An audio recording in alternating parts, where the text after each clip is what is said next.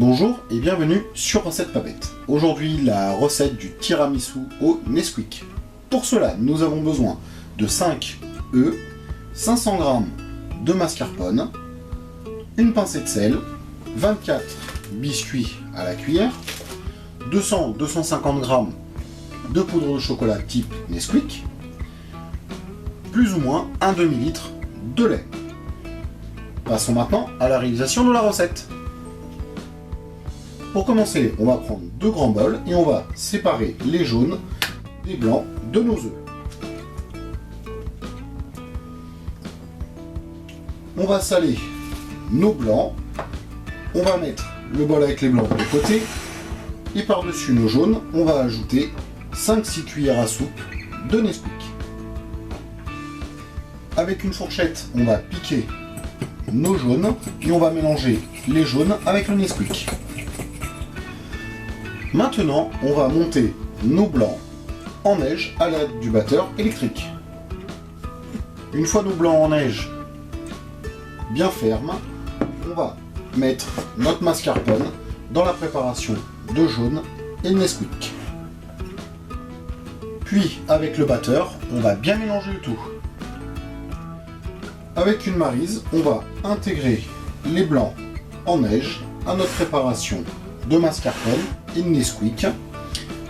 À la manière d'une mousse chocolat, on va faire des mouvements de bas en haut. En intégrant les blancs en neige, pour ma part, j'ajoute 4-5 cuillères à soupe de Nesquik directement dans la préparation.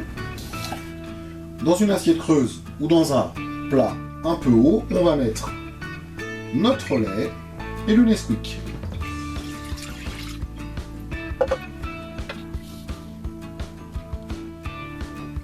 Avec une cuillère ou une fourchette, on mélange bien le lait avec le Nesquik. On va imbiber chacun de nos biscuits cuillères dans le lait au Nesquik. Alors, pas trop non plus, pour pas qu'ils se défassent. Et on les place dans notre plat.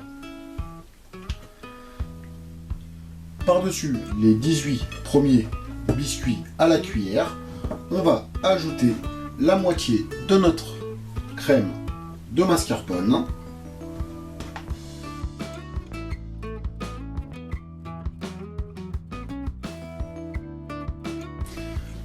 Avec la maryse, on étale bien la crème de mascarpone par-dessus les boudoirs.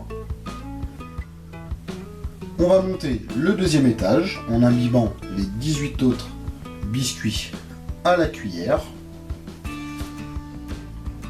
On va finaliser notre deuxième étage avec le reste de crème de mascarpone. Avec notre maryse, on lisse bien le tout. On a le choix pour le dessus, soit de saupoudrer avec du Nesquik, soit avec du cacao en poudre. Pour ma part, ça sera du cacao.